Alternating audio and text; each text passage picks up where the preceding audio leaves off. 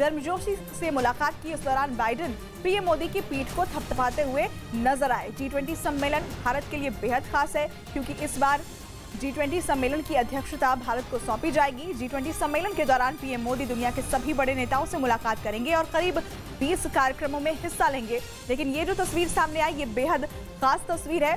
प्रधानमंत्री नरेंद्र मोदी और अमेरिकी राष्ट्रपति जो बाइडेन की ये तस्वीर आप देख रहे हैं। 3 तस्वीरें इस वक्त आपको दिखा रहे हैं। G20 समिट में हिस्सा लेने के लिए प्रधानमंत्री नरेंद्र मोदी वहां पर मौजूद है और राष्ट्रपति जो बाइडेन के साथ मुलाकात करते थे उनकी तस्वीर सामने आई है, जहां पर दोनों बातचीत करते दिखे, मुस्कुराते नजर आए और फिर जो बाइडेन ने प्रधानमंत्री मोदी की पीठ भी थपथपाई।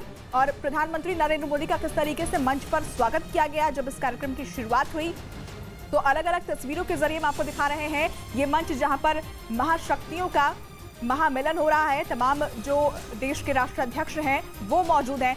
रुक कर लेंगे हमारे सहयोगी नीरज का जो इस वक्त बाली में मौजूद हैं, उनसे डिटेल्स लेते हैं। नीरज, इस वक्त क्या कुछ कार्यक्रम चल रहा है? देखिए, खाद्य और ऊर्जा संकट के पहले वर्किंग सत्र की शुरुआत हो चुकी है। प्रधानमंत्री नरेंद्र मोदी से लेकर दुनिया के 20 ताकतवर देशों के नेता इस बैठक में शामिल हैं, इस पहले वर्किंग सत्र में शामिल है। आपने देखा कि जो बाइडेन से कैसे गर्मजोशी से दोनों नेता मिले, प्रधानमंत्री नरेंद्र मोदी और अमेरिकी राष्ट्रपति जो बाइडेन, और इसी मसले पर बातचीत करने के लिए हमारे साथ जेड तारर हैं जो कि अमेरिकी विदेश विभाग के प्रवक्ता हैं। हो सकता है कि जो बाइडेन और प्रधानमंत्री नरेंद्र मोदी के बीच एक द्विपक्षीय वार्ता भी हो, हालांकि अभी तक आधिकारिक तौर पे कुछ भी नहीं बताया गया। सूत्रों के हवाले से भी ऐसी खबर नहीं है, लेकिन दोनों नेता मौजूद हैं बाली में। तो दोनों नेता अमेरिका और भारत के बीच द्विपक्षीय मसलों के अलावा वैश्विक मसलों पर, यूक्रेन के मसले पर बातचीत कर सकते हैं। और ये बातचीत महत्वपूर्ण इसलिए भी होगी क्योंकि अमेरिकी राष्ट्रपति और चीन के राष्ट्रपति की भी बातचीत हो चुकी है, जिसका दुनिया को लंबे वक्त से इंतजार था। जेड, कैसे देख रहे हैं प्रधानमंत्री नरेंद्र मोदी और जो बाइडेन की तस्वीर को? जी, आपने बिल्कुल ठीक कहा है कि एक गर्मजोशी दिखाई देती है और मेरे ख्याल में ये ज़ाहिरी बात है, ये दोनों लीडर जो हैं पहले भी मिल चुके हैं एक दूसरों से। तो आपने भी देखा होगा कि एक दोस्ती है राष्ट्रपति बाइडेन और मोदी जी के बीच। तो इसमें कोई मेरे ख्याल में सरप्राइज़ की बात नहीं है। जैसे आपने कहा, जितने भी इस वक्त वैश्विक समस्याएं, वैश्विक जो मसले हैं, ये हम G20 बैठक में बातचीत करेंगे, चर्चा करेंगे। और मेरे ख्याल में जितने भी ख़ास तौर पर जो रीडेवलपमेंट के मसले हैं इस वक्त, यानी कि जो हमने प्रोग्रेस बनाना है, जो आगे जाना है, तरक्की करनी है पूरी विश्व में, वो हम देखेंगे इस G20 बैठक में। यूक्रेन के बाद बैठक पहली बार हो रही है। G20 सम्मेलन की चुनौतियां कई हैं, लेकिन ऊर्जा संकट की बात करें, खाद्य संकट की बात करें, फर्टिलाइजर संकट की बात करें, तो ये बहुत बड़ी चुनौती के तौर पे दुनिया के सामने आया है। इन्फ्लेशन भी कई देशों में बढ़ रहा है। तो क्या लगता है कि इससे कोई एक ब्रेक थ्रू निकलेगा इस बैठक के बाद, इस सत्र के बाद? उम्मीद यही है, बल्कि राष्ट्रपति बाइडेन ने खुद $10 बिलियन से रखे हैं सिर्फ G20 के लिए, ताकि हम G20 के ज़रिए इन जितने भी बड़े बड़े वैश्विक समस्या हैं, इनका हम हल ढूंढ सकें, जिसमें शामिल, हाँ, ये इन्फ्लेशन भी है। हम अब खुराक की कमी भी देख रहे हैं पूरी विश्व में, क्योंकि व्लादिमीर पुतिन ने जब यूक्रेन पर हमला किया तो उन्होंने ख़ास तौर पर गंदम का एक्सपोर्ट को भी बंद किया। तो हम चाहते हैं कि आने वाले दिनों में, अभी हमने गंदम का एक्सपोर्ट फिर से देखा यूक्रेन से, उसको हमने जारी रखना है। और हाँ, ये भी है कि हमने जो डेवलपिंग देश हैं, यानी कि वो देश जिनके पास रिसोर्सेज कम है, पैसे कम हैं, उनको हमने मदद देना है ताकि वो भी आगे बढ़ सकें। प्रधानमंत्री नरेंद्र मोदी और अमेरिकी राष्ट्रपति की मुलाकात होती है तो किन महत्वपूर्ण मुद्दों पर बातचीत होगी? यूक्रेन तो रहेगा ही, और बाकी कौन से मुद्दे हैं, और यूक्रेन पे अमेरिका क्या चाहता है? इस वक्त तो मैं बहुत तफसील में नहीं जा सकता क्योंकि ये इस वक्त बन रही है जो प्रोग्राम है, लेकिन मैं इतना ज़रूर कह सकता हूँ कि बिल्कुल यूक्रेन एक चिंता की बात है इस वक्त। हमने देखा कि जो यूक्रेन की सैनिक फोर्सेस हैं, उन्होंने काफ़ी हद तक रूस के सैनिक को बाहर निकाल दिया है, जो कि एक खुशी की बात है। लेकिन उसी वक्त हमने पुतिन पे जो दबाव है उसको जारी रखना है और हमने यूक्रेन के सपोर्ट को भी जारी रखना है, क्योंकि हम समझते हैं कि 21वीं सदी में ये बिल्कुल गलत बात है कि आप किसी पड़ोसी देश पर बिला वजह हमला कर रहे हैं और उन पर आप कब्जा भी करना चाहते हैं, तो हम समझते हैं जेड एक महत्वपूर्ण सवाल है। आपके राष्ट्रपति मिले, चीनी राष्ट्रपति मिले, बहुत लंबे वक्त से दोनों की मुलाकात प्रत्याशित थी और वो हो चुकी है। इस बैठक में व्हाइट हाउस की तरफ से एक स्टेटमेंट आता है कि न्यूक्लियर वॉर नहीं होना चाहिए, न्यूक्लियर वेपन का इस्तेमाल नहीं होना चाहिए, और रूस बार बार धमकी भी देता है यूक्रेन को, हालांकि रूस इसे इनकार भी करता है। चीनी स्टेटमेंट में इस बात का जिक्र नहीं है कि न्यूक्लियर वेपन पे कोई बातचीत हुई है, इस तरह का कोई स्टेटमेंट नहीं है। तो क्या अमेरिका और चीन के बीच अभी भी तल्खियां हैं इस मुलाकात के बाद? इस मुलाकात को कैसे देखते हैं शी जिनपिंग और अमेरिकी राष्ट्रपति जो बाइडेन की? कल रात को बल्कि राष्ट्रपति बाइडेन ने अपनी प्रेस कॉन्फ्रेंस में बहुत स्पष्ट तौर पर ये कहा है कि हाँ, हालांकि हम अपने जो ताल्लुकात हैं चीन के साथ, हमने बहुत सोच समझ कर संभालना है, और ये भी है कि जहां हम काम कर सकते हैं उनके साथ वो हम ज़रूर करेंगे। लेकिन उसी वक्त राष्ट्रपति बाइडेन ने ये भी कहा कि कई ऐसे बातें हैं जिन पर हम और चीन एक नज़र से नहीं देखते, और यानी मतभेद है लेकिन सहयोग भी जारी रहेगा दोनों देशों के।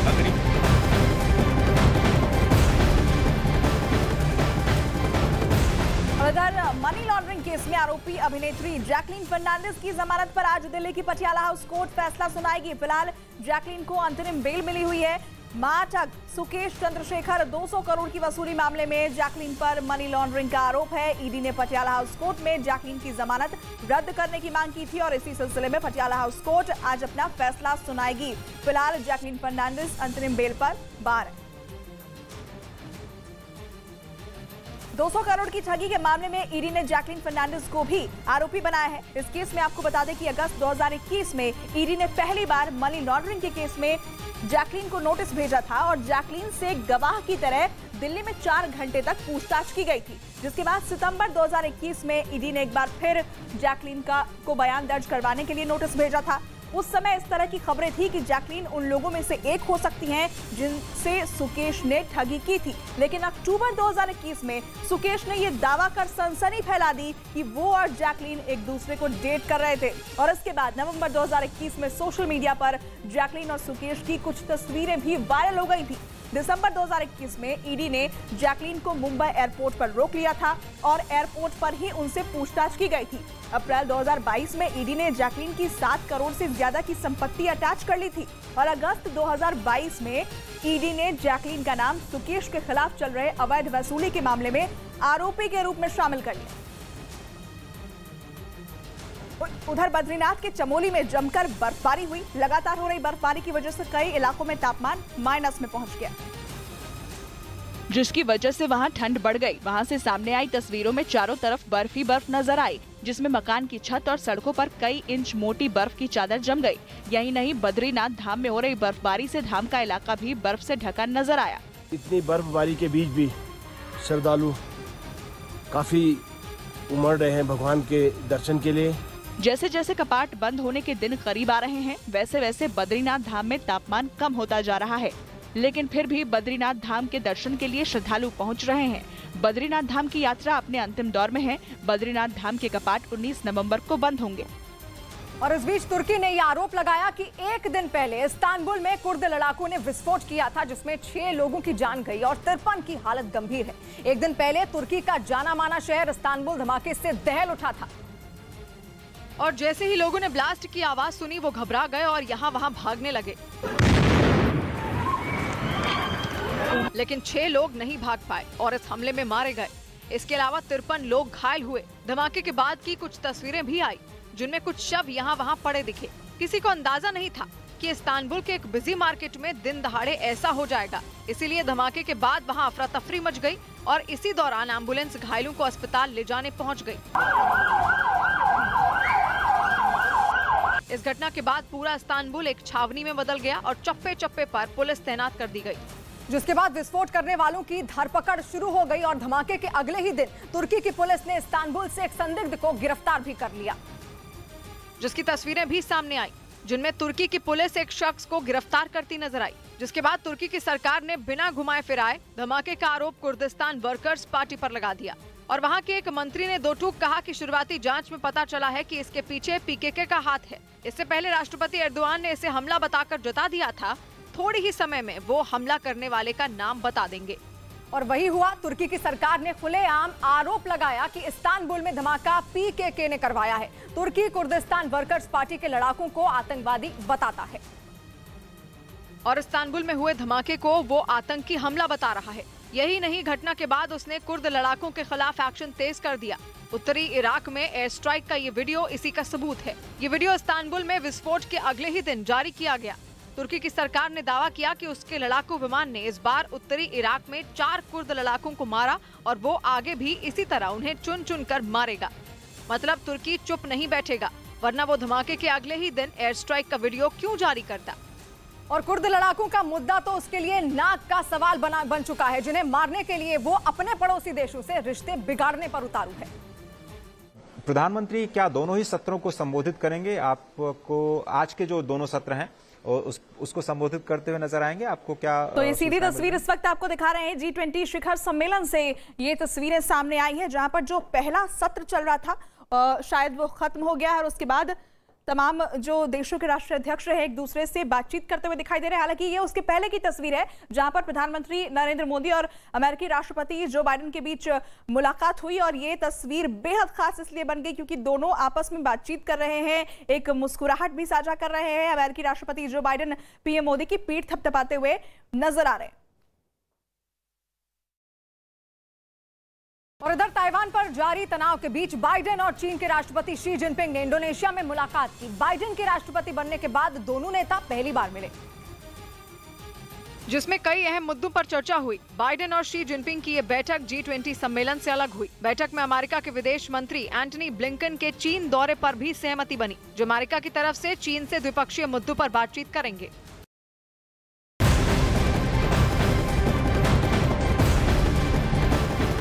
खबर ठाणे से जहां शिंदे गुट और ठाकरे गुट के कार्यकर्ता आपस में भिड़ गए। दोनों गुटों में जमकर मारपीट हुई। इस दौरान एक शख्स घायल हो गया जिसे अस्पताल में भर्ती कराया गया है। खबरों के मुताबिक आरोप है कि ठाणे में ठाकरे गुट की तरफ से हुई एक बैठक बुलाई गई थी जहां पर शिंदे गुट के कार्यकर्ता योगेश जानकर अपने कार्यकर्ताओं के साथ सभास्थल पर पहुंचे और इसके बाद दोनों पक्षों में कहासुनी हो गई। कहासुनी के बाद मारपीट शुरू हो गई जिसमें एक व्यक्ति घायल हो गया।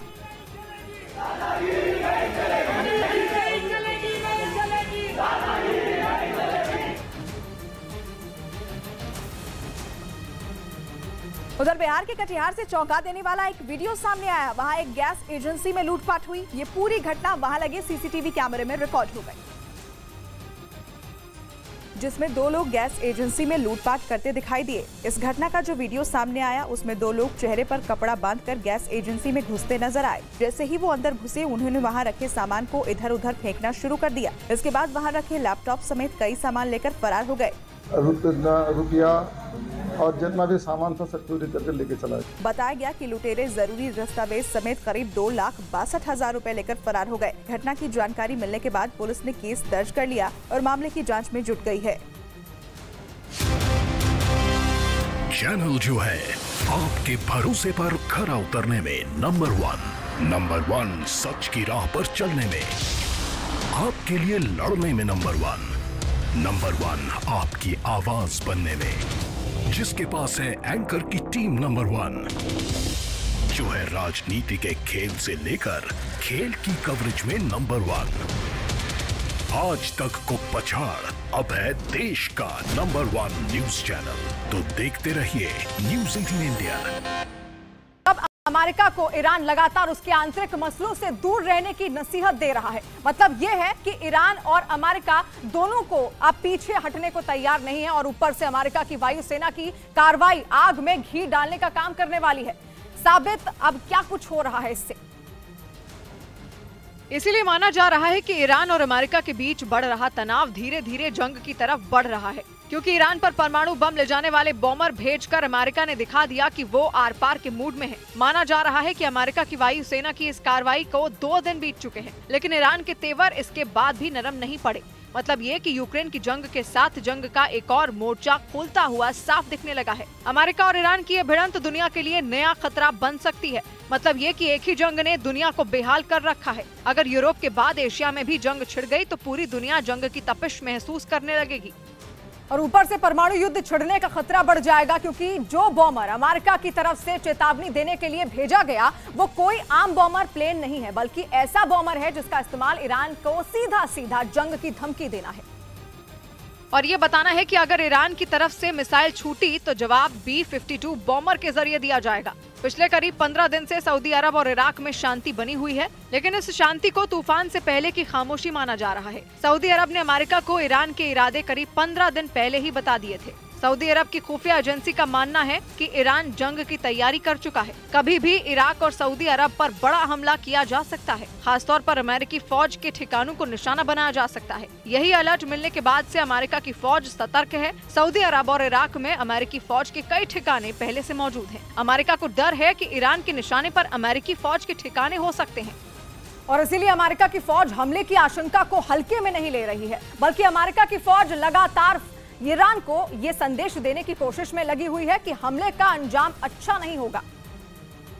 इसीलिए उसने अपने B-52 बॉम्बर तक ईरान को धमकाने के लिए भेज दिए। इससे पहले अमेरिकी फौज के फाइटर जेट भी ईरान के बेहद करीब पहुंचने की खबर आई थी, लेकिन माना जा रहा है कि अमेरिका और सऊदी अरब की खुफिया एजेंसियां ईरान की मंशा भांपने में लगी हैं। क्योंकि खुफिया एजेंसी को पता चला है कि ईरान के निशाने पर सऊदी अरब और इराक में सेना के ठिकाने हैं, खास तौर पर वो ठिकाने जहां पर फौज के बड़े हथियारों को रखा गया है। इसीलिए दावा किया जा रहा है कि अमेरिका और सऊदी अरब नए सिरे से अपनी रणनीति बनाने में जुट गया है। फौज के फाइटर जेट रखने की जितनी भी लोकेशन है उन्हें बदला जा रहा है। इतना ही नहीं, आसमानी हमलों से बचने के लिए अमेरिका ने पेट्रियट एयर डिफेंस सिस्टम की भी तैनाती कर दी है।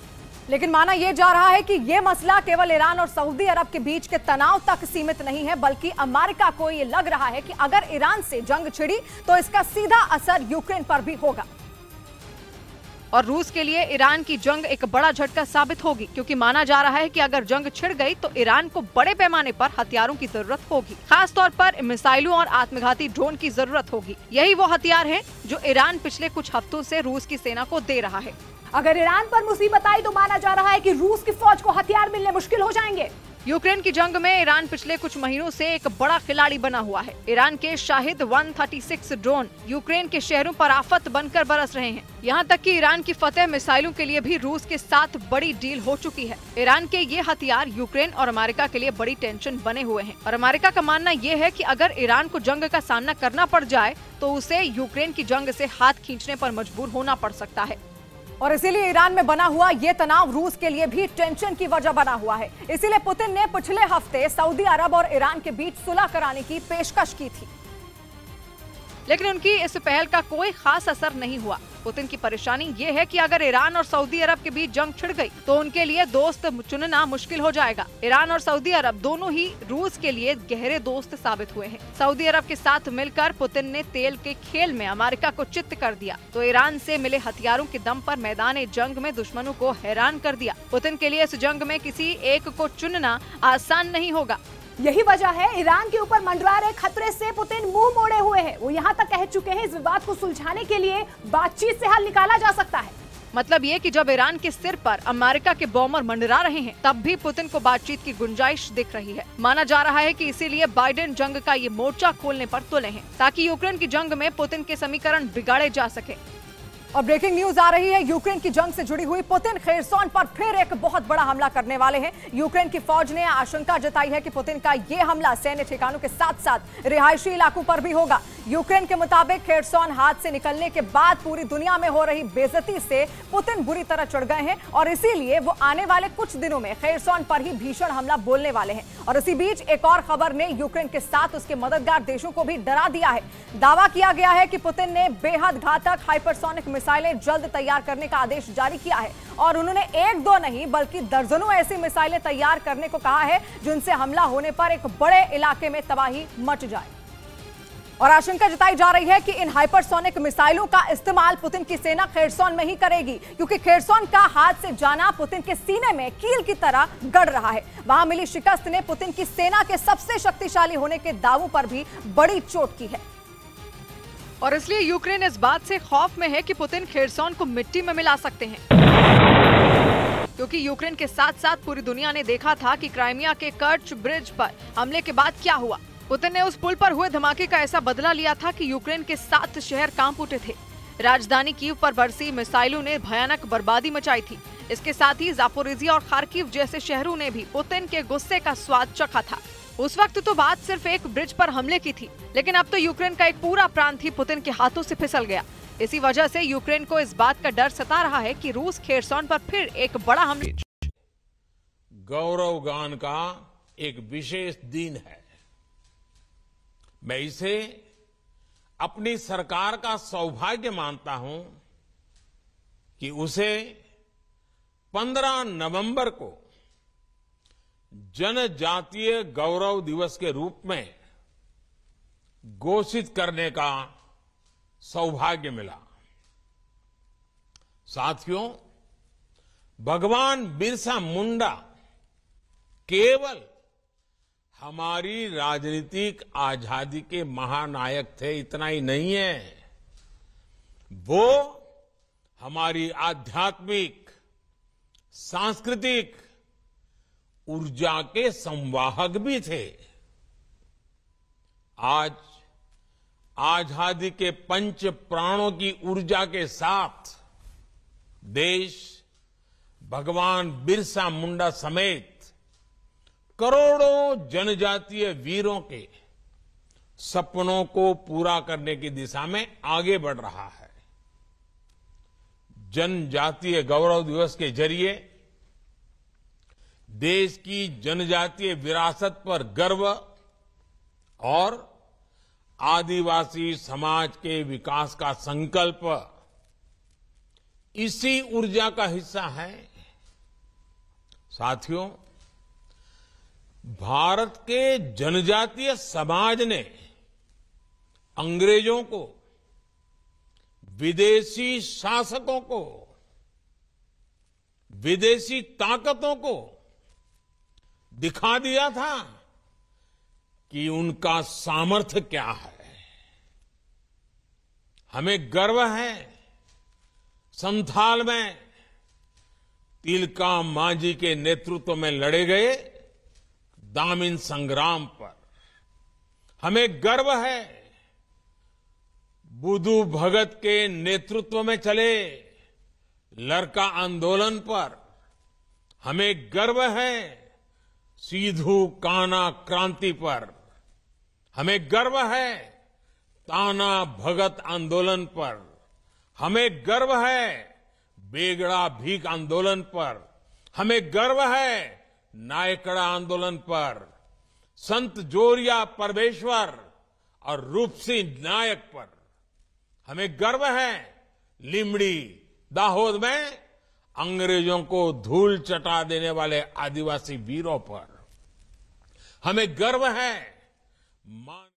घबरा गए और यहाँ वहाँ भागने लगे, लेकिन 6 लोग नहीं भाग पाए और इस हमले में मारे गए। इसके अलावा 53 लोग घायल हुए। धमाके के बाद की कुछ तस्वीरें भी आई, जिनमें कुछ शव यहाँ वहाँ पड़े दिखे। किसी को अंदाजा नहीं था कि इस्तांबुल के एक बिजी मार्केट में दिन दहाड़े ऐसा हो जाएगा। इसीलिए धमाके के बाद वहाँ अफरा तफरी मच गई और इसी दौरान एम्बुलेंस घायलों को अस्पताल ले जाने पहुँच गई।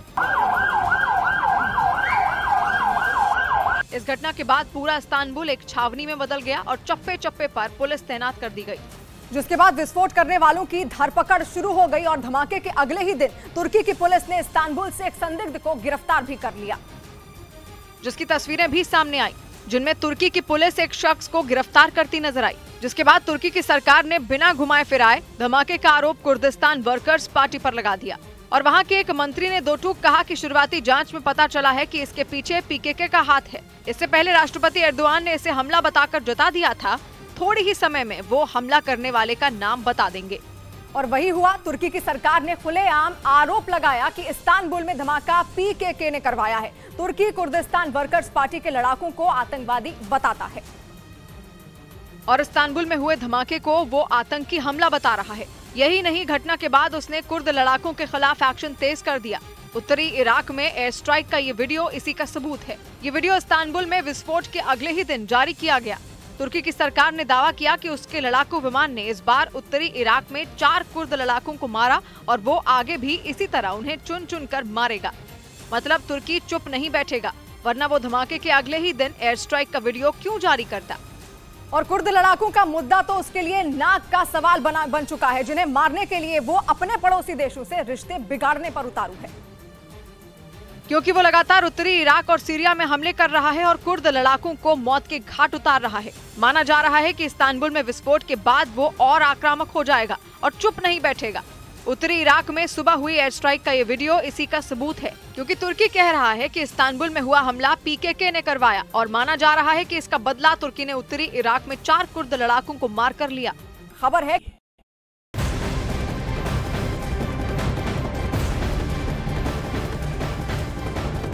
इंडोनेशिया में G20 शिखर सम्मेलन की शुरुआत हो चुकी है। प्रधानमंत्री मोदी G20 सम्मेलन में शामिल हुए, जहां अमेरिका के राष्ट्रपति बाइडेन ने पीएम मोदी के साथ गर्मजोशी से मुलाकात की। इस दौरान बाइडेन पीएम मोदी की पीठ को थपथपाते हुए नजर आए। G20 सम्मेलन भारत के लिए बेहद खास है, क्योंकि इस बार G20 सम्मेलन की अध्यक्षता भारत को सौंपी जाएगी। G20 सम्मेलन के दौरान प्रधानमंत्री मोदी दुनिया के सभी बड़े नेताओं से मुलाकात करेंगे और करीब 20 कार्यक्रमों में वो हिस्सा लेंगे। लेकिन इस बीच जो बेहद खास तस्वीर सामने आई, वो प्रधानमंत्री नरेंद्र मोदी और अमेरिकी राष्ट्रपति जो बाइडेन की मुलाकात की तस्वीर सामने आई, जहां दोनों एक दूसरे से मिलते हुए नजर आए, कुछ बातचीत करते नजर आए और उसके बाद बाइडेन प्रधानमंत्री मोदी की पीठ को थपथपाते हैं। 3 तस्वीरें आपको दिखा रहे हैं। G20 समिट इस बार बेहद खास है, खासतौर पर भारत के लिए, क्योंकि इसकी अध्यक्षता भारत को सौंपी जाएगी।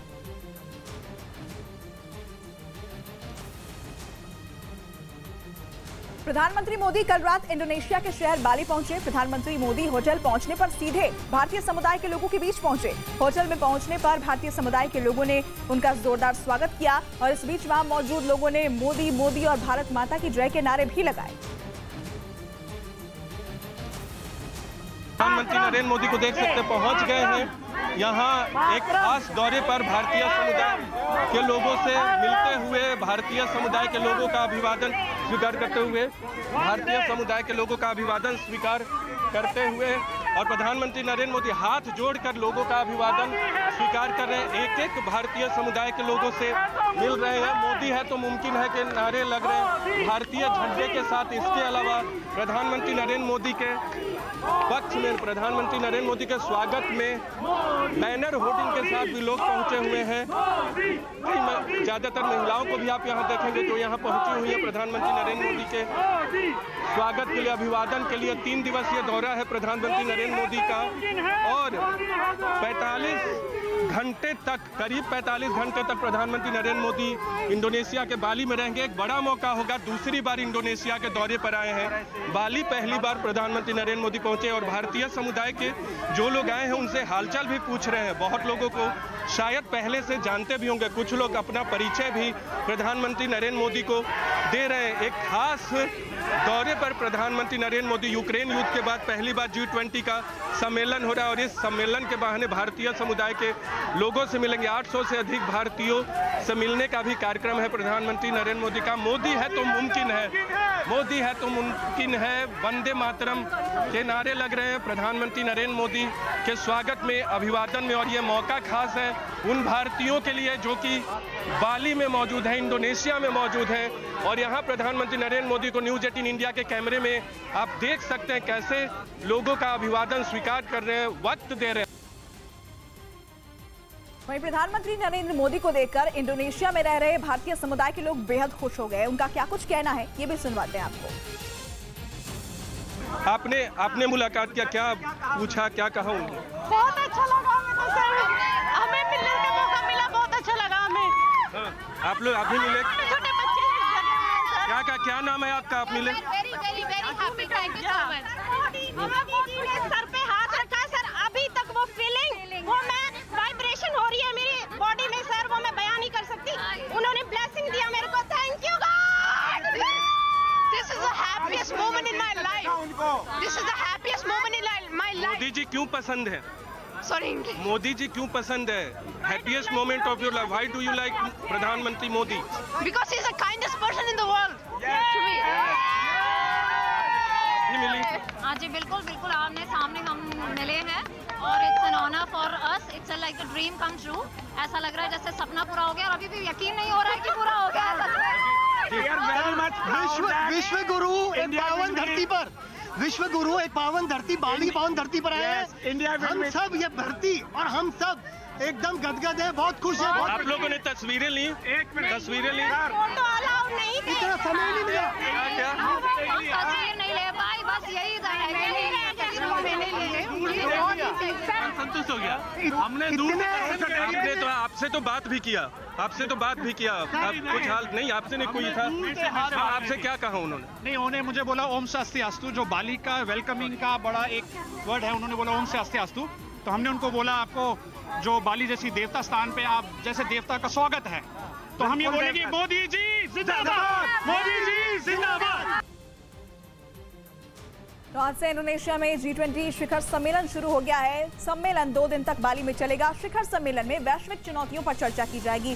सम्मेलन में नेताओं के स्तर पर 3 कार्य सत्र शामिल है। रूस यूक्रेन युद्ध के बीच ये G20 समिट हो रहा है, तो वहीं पीएम मोदी पर भी दुनिया भर की निगाहें होंगी। बता दें कि भारत 1 दिसंबर से G20 की अध्यक्षता करेगा। पीएम इंडोनेशिया से अध्यक्षता ग्रहण करेंगे। इंडोनेशिया रवाना होने से पहले प्रधानमंत्री मोदी ने कहा कि समिट में इंडोनेशिया के राष्ट्रपति जोको विडोडो भारत को G20 की अध्यक्षता सौंपेंगे, जो हमारे देश और नागरिकों के लिए बेहद अहम पल होगा। आपको बता दें कि प्रधानमंत्री मोदी ने हाल ही में भारत की अध्यक्षता में होने वाली G20 बैठक का लोगो भी जारी किया था। और चलिए अब आपको बताते हैं कि इंडोनेशिया के बाली में हो रहा ये G20 सम्मेलन भारत के लिए खास क्यों है। दरअसल समिट में पीएम मोदी कई मुद्दों पर अपनी बात रखेंगे, जिसे पूरी दुनिया सुनेगी। इस समिट में कई व्यापार समझौतों को लेकर अलग अलग देशों के राष्ट्र प्रमुखों से प्रधानमंत्री मोदी संवाद करेंगे। दुनिया के कई नेताओं के साथ भी पीएम की द्विपक्षीय बैठक होगी। भारत को इस समिट में G20 की अध्यक्षता सौंपी जाएगी। G20 के समापन समारोह में इंडोनेशिया के राष्ट्रपति भारत को G20 की अध्यक्षता सौंपेंगे। 1 दिसंबर से G20 की अध्यक्षता भारत करेगा और भारत आपको बता दें कि 1 साल की अवधि के लिए G20 की अध्यक्षता करेगा। खबर है कि यूक्रेन ने बेलारूस से लगी सीमा पर बारूदी सुरंगें बिछाने का काम शुरू कर दिया है और इस बात का आरोप खुद बेलारूस ने लगाया है कि ज़ेलेंस्की के सैनिक उसके देश के साथ लगी सीमाओं पर लैंडमाइन बिछा रहे हैं, ताकि अगर रूस की सेना 24 फरवरी की तरह बेलारूस की जमीन का सहारा लेकर यूक्रेन पर हमला करे तो उसके सैनिक धमाके से उड़ जाएं। क्योंकि 24 फरवरी को पुतिन की सेना ने बेलारूस के रास्ते इतनी तेजी से हमला बोला था कि ज़ेलेंस्की की फौज को कुछ समझने तक का मौका नहीं मिला था और देखते ही देखते कुछ ही दिनों में रूसी सेना यूक्रेन के कई शहरों में फैल गई थी। दावा है कि पुतिन एक बार फिर एक ऐसे ही चौंका देने वाले हमले की फिराक में है और इसके लिए उनकी सेना ने बेलारूस में जोरदार तैयारियां भी शुरू कर दी हैं। कहा जा रहा है कि उसी हमले से निपटने के लिए यूक्रेन के जवान बेलारूस से लगी सीमा पर बारूदी सुरंगें बिछा रहे हैं और माना जा रहा है कि यूक्रेन की सेना के इसी कदम को बेलारूस अपने लिए बड़ा खतरा मान रहा है, क्योंकि वो ये भी आरोप लगा रहा है कि यूक्रेन के जवान बारूदी सुरंगें बिछाने के साथ सीमा के पास की सड़कों पर बड़ी संख्या में गड्ढे भी कर रहे हैं, जिससे बेलारूस के रास्ते आने वाली रूसी सेना के रास्ते में रुकावट पैदा हो सके और यूक्रेन के सैनिकों को उसके हमले से निपटने का वक्त मिल जाए। यानी यूक्रेन अपनी पुरानी वाली गलती दोहराना नहीं चाहता जब वो बेलारूस की बातों में आ गया था। 24 फरवरी को रूस के हमले से पहले ही बड़ी संख्या में उसके जवान बेलारूस की जमीन पर पहुंच चुके थे। साथ ही रूस ने सैन्य अभ्यास के नाम पर टैंक और बख्तरबंद गाड़ियां भी बेलारूस पहुंचा दी थी। तब बेलारूस के रक्षा मंत्री ने यूक्रेन को भरोसा दिलाया था कि उसकी जमीन से कभी भी हमला नहीं किया जाएगा, लेकिन बेलारूस अपने वादे पर खरा नहीं उतरा और पुतिन की सेना 24 फरवरी को यूक्रेन पर टूट पड़ी थी। और बेलारूस के उसी धोखे से सबक लेते हुए यूक्रेन इस बार हमले के लिए पूरी तरह तैयार रहना चाहता है। इसीलिए वो न केवल बेलारूस की सीमा के पास बारूदी सुरंगें बिछा रहा है, बल्कि उसने वहां एक दीवार बनाने का भी काम शुरू कर दिया है, जो रूसी सेना के टैंक और बख्तरबंद गाड़ियों के रास्ते की अड़चन बन जाएंगे।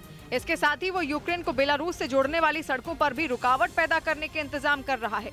यूक्रेन और बेलारूस 1000 किलोमीटर से ज्यादा दूरी की सीमा साझा करते हैं। ऐसे में पूरी सीमा को सुरक्षित बना पाना यूक्रेन के लिए संभव नहीं होगा, लेकिन वो इसी कोशिश में जुटा है कि वहां ज्यादा से ज्यादा हिस्से को ऐसा बना दिया जाए कि रूसी सैनिक यूक्रेन में दाखिल होने से पहले ही ढेर हो जाएं।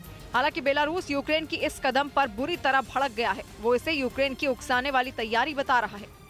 ईरान और सऊदी अरब के बीच चल रहे तनाव पर खबर है कि अमेरिका की फौज ने ईरान को उकसाने वाली एक बड़ी कार्रवाई की है। अमेरिका की फौज की यह कार्रवाई ईरान को चेतावनी देने के इरादे से की गई है और दावा है कि अमेरिका की वायुसेना के B-52 बॉम्बर ईरान की तरफ भेज दिए गए थे।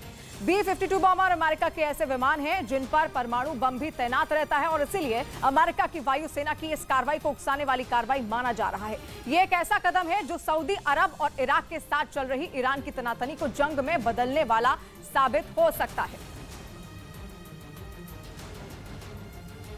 तो वो भी तब जब अमेरिका को ईरान लगातार उसके आंतरिक मसलों से दूर रहने की नसीहत दे रहा है। मतलब यह है कि ईरान और अमेरिका दोनों को अब पीछे हटने को तैयार नहीं है और ऊपर से अमेरिका की वायुसेना की कार्रवाई आग में घी डालने का काम करने वाली है। साबित अब क्या कुछ हो रहा है इससे। इसीलिए माना जा रहा है कि ईरान और अमेरिका के बीच बढ़ रहा तनाव धीरे धीरे जंग की तरफ बढ़ रहा है, क्योंकि ईरान पर परमाणु बम ले जाने वाले बॉम्बर भेजकर अमेरिका ने दिखा दिया कि वो आर पार के मूड में है। माना जा रहा है कि अमेरिका की वायुसेना की इस कार्रवाई को 2 दिन बीत चुके हैं, लेकिन ईरान के तेवर इसके बाद भी नरम नहीं पड़े। मतलब ये कि यूक्रेन की जंग के साथ जंग का एक और मोर्चा खुलता हुआ साफ दिखने लगा है। अमेरिका और ईरान की ये भिड़ंत दुनिया के लिए नया खतरा बन सकती है। मतलब ये कि एक ही जंग ने दुनिया को बेहाल कर रखा है। अगर यूरोप के बाद एशिया में भी जंग छिड़ गई तो पूरी दुनिया जंग की तपिश महसूस करने लगेगी और ऊपर से परमाणु युद्ध छिड़ने का खतरा बढ़ जाएगा, क्योंकि जो बॉम्बर अमेरिका की तरफ से चेतावनी देने के लिए भेजा गया वो कोई आम बॉम्बर प्लेन नहीं है, बल्कि ऐसा बॉम्बर है जिसका इस्तेमाल ईरान को सीधा सीधा जंग की धमकी देना है। और ये बताना है कि अगर ईरान की तरफ से मिसाइल छूटी तो जवाब B-52 बॉम्बर के जरिए दिया जाएगा। पिछले करीब 15 दिन से सऊदी अरब और इराक में शांति बनी हुई है, लेकिन इस शांति को तूफान से पहले की खामोशी माना जा रहा है। सऊदी अरब ने अमेरिका को ईरान के इरादे करीब 15 दिन पहले ही बता दिए थे। सऊदी अरब की खुफिया एजेंसी का मानना है कि ईरान जंग की तैयारी कर चुका है। कभी भी इराक और सऊदी अरब पर बड़ा हमला किया जा सकता है। खासतौर पर अमेरिकी फौज के ठिकानों को निशाना बनाया जा सकता है। यही अलर्ट मिलने के बाद से अमेरिका की फौज सतर्क है। सऊदी अरब और इराक में अमेरिकी फौज के कई ठिकाने पहले से मौजूद हैं। अमेरिका को डर है कि ईरान के निशाने पर अमेरिकी फौज के ठिकाने हो सकते हैं और इसीलिए अमेरिका की फौज हमले की आशंका को हल्के में नहीं ले रही है, बल्कि अमेरिका की फौज लगातार ईरान को ये संदेश देने की कोशिश में लगी हुई है कि हमले का अंजाम अच्छा नहीं होगा। इसीलिए उसने अपने B-52 बॉम्बर तक ईरान को धमकाने के लिए भेज दिए। इससे पहले अमेरिकी फौज के फाइटर जेट भी ईरान के बेहद करीब पहुंचने की खबर आई थी, लेकिन माना जा रहा है कि अमेरिका और सऊदी अरब की खुफिया एजेंसियां ईरान की मंशा भांपने में लगी हैं। क्योंकि खुफिया एजेंसी को पता चला है कि ईरान के निशाने पर सऊदी अरब और इराक में सेना के ठिकाने हैं, खास तौर पर वो ठिकाने जहां पर फौज के बड़े हथियारों को रखा गया है। इसीलिए दावा किया जा रहा है कि अमेरिका और सऊदी अरब नए सिरे से अपनी रणनीति बनाने में जुट गया है। फौज के फाइटर जेट रखने की जितनी भी लोकेशन है उन्हें बदला जा रहा है। इतना ही नहीं, आसमानी हमलों से बचने के लिए अमेरिका ने पेट्रियट एयर डिफेंस सिस्टम की भी तैनाती कर दी है। लेकिन माना यह जा रहा है कि ये मसला केवल ईरान और सऊदी अरब के बीच के तनाव तक सीमित नहीं है, बल्कि अमेरिका को ये लग रहा है कि अगर ईरान से जंग छिड़ी तो इसका सीधा असर यूक्रेन पर भी होगा और रूस के लिए ईरान की जंग एक बड़ा झटका साबित होगी, क्योंकि माना जा रहा है कि अगर जंग छिड़ गई तो ईरान को बड़े पैमाने पर हथियारों की जरूरत होगी। खास तौर पर मिसाइलों और आत्मघाती ड्रोन की जरूरत होगी। यही वो हथियार हैं जो ईरान पिछले कुछ हफ्तों से रूस की सेना को दे रहा है। अगर ईरान पर मुसीबत आई तो माना जा रहा है कि रूस की फौज को हथियार मिलने मुश्किल हो जाएंगे।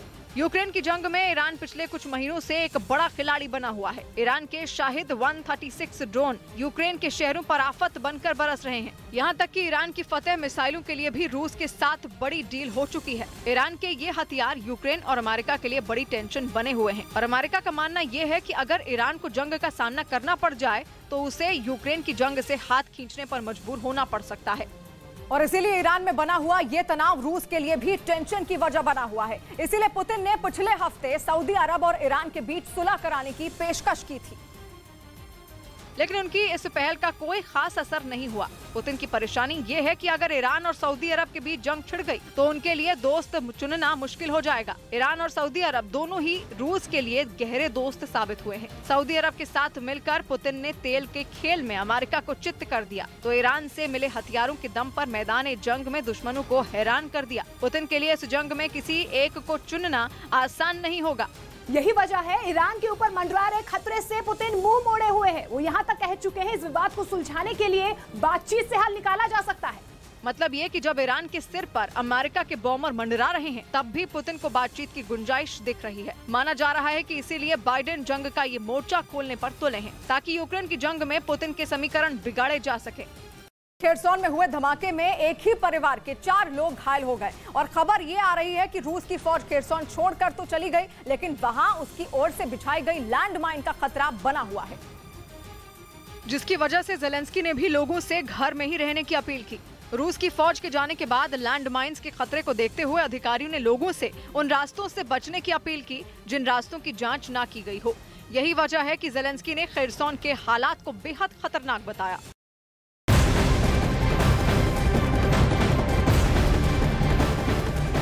ठाणे में शिंदे गुट और ठाकरे गुट के कार्यकर्ता आपस में भिड़ गए। दोनों गुटों में जमकर मारपीट हुई। इस दौरान एक शख्स घायल हो गया, जिसे अस्पताल में भर्ती कराना पड़ा।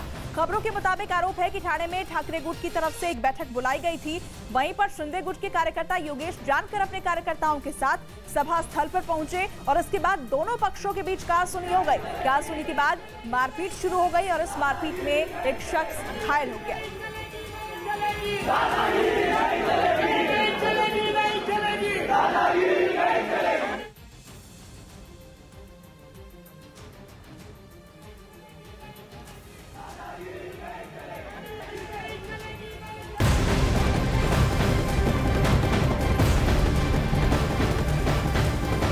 बाली में आयोजित G20 सम्मेलन में प्रधानमंत्री नरेंद्र मोदी ने यूक्रेन युद्ध, कोरोना महामारी समेत कई मुद्दों पर अपनी बात रखी। उन्होंने यूक्रेन युद्ध को बातचीत के जरिए सुलझाने की अपील की। उन्होंने कहा कि दूसरे विश्व युद्ध के बाद शांति की राह पकड़ने की बारी अब हमारी है। इसके अलावा G20 के मंच पर पीएम मोदी ने पश्चिमी देशों को एनर्जी सप्लाई पर भी संदेश दिया।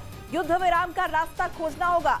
कोरोना और युद्ध से दुनिया में जिस तरीके से तबाही मची है, उसे रोकने को लेकर क्या कदम उठाए जाने चाहिए, इसे लेकर प्रधानमंत्री नरेंद्र मोदी ने G20 समिट में अपनी बातचीत रखी है। यूक्रेन के मसले पर उन्होंने ये कहा कि शांति से इसका रास्ता निकालना होगा, युद्ध विराम का रास्ता हमें खोजना होगा, क्योंकि दूसरे विश्व युद्ध के बाद दुनिया को शांति के रास्ते पर आगे ले जाने की जिम्मेदारी, शांति की राह पकड़ने की जिम्मेदारी अब हमारी है। इसके अलावा एनर्जी सप्लाई पर भी चर्चा की गई, परमाणु ऊर्जा से जुड़े मुद्दों पर चर्चा की गई और इस पर उन्होंने संदेश भी दिया है। नीरज का रुख कर लूंगी। नीरज इस वक्त बाली में मौजूद है। नीरज, प्रधानमंत्री नरेंद्र मोदी क्या बोलेंगे, इस पर निगाहें टिकी हुई थी और बेहद अहम संदेश इस मंच के जरिए उन्होंने दिया है।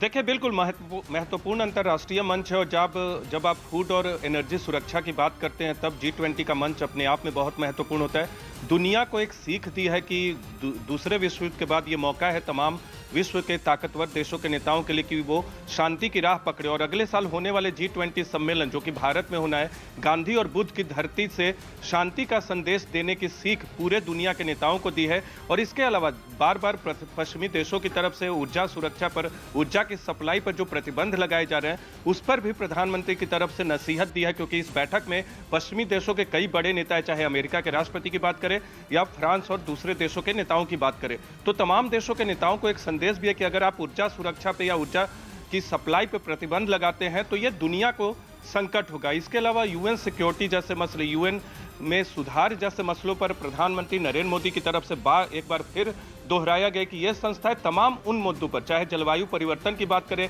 यूक्रेन युद्ध की बात करें, कोरोना महामारी की बात करें, इन मुद्दों पर इन चुनौतियों का समाधान करने में असफल रही हैं। तो ऐसे में तमाम देशों को सोचना चाहिए कि यूक्रेन युद्ध को बंद कैसे किया जाए और जो दूसरे मसले हैं, चाहे जलवायु परिवर्तन की बात करें, कोरोना महामारी की बात करें, ऊर्जा सुरक्षा की बात करें, फूड सिक्योरिटी की बात करें, इन तमाम मसलों पर दुनिया के देशों को एक साथ आगे बढ़ना होगा। तो प्रधानमंत्री की नसीहत और सीख है तमाम दुनिया के देश के ताकतवर नेताओं को कि अगर यूक्रेन पे आपको कुछ करना है तो उसके करने का वक्त आ गया है। तमाम नेताओं को एकजुट होकर आने वाले वक्त के लिए शांति की राह पकड़नी चाहिए।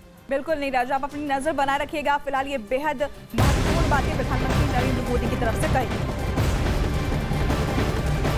और गृहमंत्री अमित शाह ने न्यूज 18 इंडिया के गुजरात अधिवेशन में बड़ी जीत का दावा किया। उन्होंने कहा कि गुजरात में अब तक का सबसे अच्छा प्रदर्शन बीजेपी करेगी। विधानसभा चुनाव में रिकॉर्ड तोड़ सीटें हम जीतेंगे।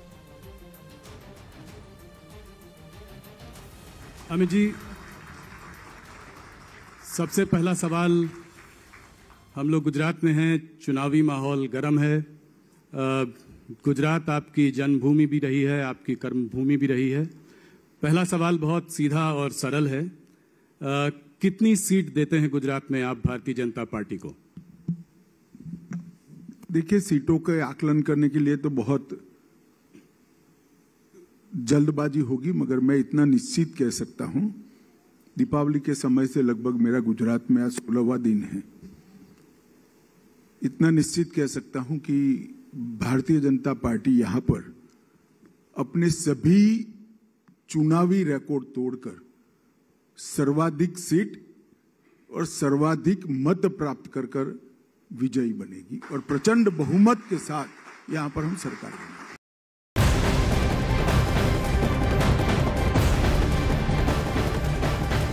गुजरात अधिवेशन में अमित शाह ने कहा कि गुजरात में बीजेपी की सरकार बनने पर भूपेंद्र पटेल ही सीएम होंगे। गुजरात चुनाव पर अमित शाह की तरफ से ये महत्वपूर्ण बात कही गई कि बीजेपी चुनाव जीतती है तो भूपेंद्र पटेल ही चेहरा होंगे।